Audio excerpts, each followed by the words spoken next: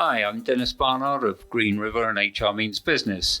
I want to talk about some practical steps that HR can be taking to cope with the realities of this uncertain passage of time.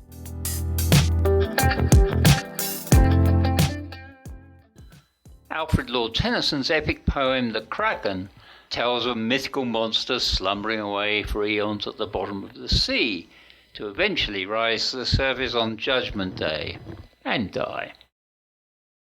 Well, Judgment Day has happened for the world of work and its sacred conventions, and this old hulk is bobbing in the waves right now.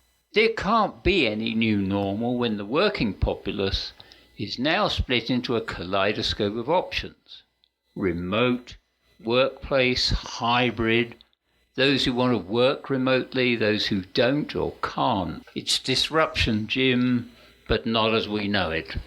Add to the mix the distinct possibility of further pandemics, and it's clear that HR needs some tools, not just to navigate this uncertain era, but to guarantee continuity for the foreseeable future. Depending on your organization, employment contracts for office or field staff will no longer be one size fits all. There are endless permutations on the remote theme, and providing they meet the needs of the business, all are perfectly okay. On a remote work contract, an employee can undertake to be available, say, from 8 in the morning till 6 in the evening, Monday to Friday. Take some agreed hours out regularly during the day for chores, and still cover the weekly hours required. To keep track of these varying contracts, you're going to need a workforce software module that enables them to monitor their hours. It's not about control, it's actually about employee well-being. When home working was forced on many people because of the pandemic, they stopped traveling and started to work ridiculous hours because they could. Some people I know burned out in a matter of weeks because no one was watching the situation. This is not sustainable. You owe a duty of care to those who work for you. As an employer, you need to ensure that your people don't stay too long at the screen without taking a break. Additionally, consider closing access to some business systems outside of the contracted hours, unless entry is authorized and logged. For both of these cases, system messages to this effect can be built in. Well, of course, this isn't going to play well with some bosses, but just imagine the cost of a claim for mental breakdown because a few common sense safeguards weren't put in place. If some of your people are going to work remotely, you must invest back some of the potential savings into giving them the tools to do the job, such as a good internet connection with bandwidth to manage large files in some cases, the right computer, mobile device, and, if you want to do it right, have their potential work area and furniture checked out. There's no point having your employees signed off with chronic back problems.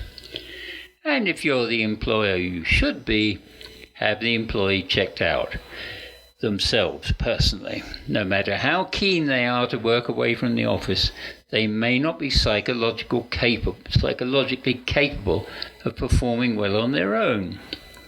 It's about making sure bases are covered for performance, employee well-being, and managing potential liability risks. If you haven't already, invest in a team working tool for use within the various departments.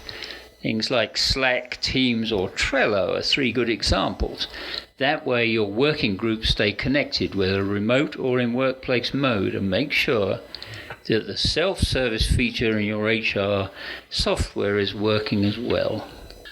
Automate as many administrative processes as you can. Most HR systems offer basic levels of automation, but we need much more. I've spent the last 18 months looking for automation modules that are both affordable and easy to use. I've found some great systems, but not particularly affordable, and certainly not easy to use for anyone without a computer sciences degree. I'm still looking, and when I find one, I'll be sure to tell you about it, because it has to be the way to go. It's not about headcount reduction, it's about using tech to knock out routine stuff seamlessly, and humans can then be diverted to higher quality stuff. Talking about which, now I know there's a lot of my HR colleagues getting excited about artificial intelligence. I'll say this. As a profession, we're still getting to grips with what I call linear HR systems. Let's not run before we can walk.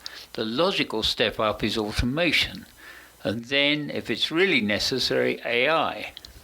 But is it really necessary for the average organization? AI, they'll tell you, will predict who's most likely to leave the company. I'd rather invest the cash in managers who don't make people want to leave in the first place. AI will indicate the best candidates for recruitment.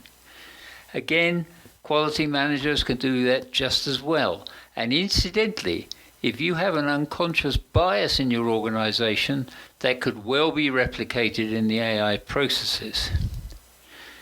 So, you'll need to balance out the purpose against likely cost, and the expertise you may require to make it work for you. Artificial intelligence adopted too early could well put you at the mercy of expensive programmers. In summary, I'm not saying that HR has to lead the way to the new horizon, but rather I see our task as putting measures in place to protect our organization and its employees, as well as the tools to allow it to carry on effectively, regardless of what's happening outside.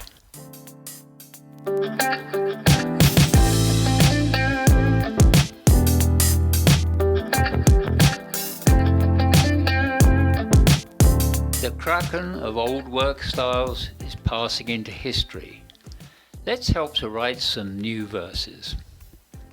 This has been Denis Barnard. Thank you for listening, and see you next time.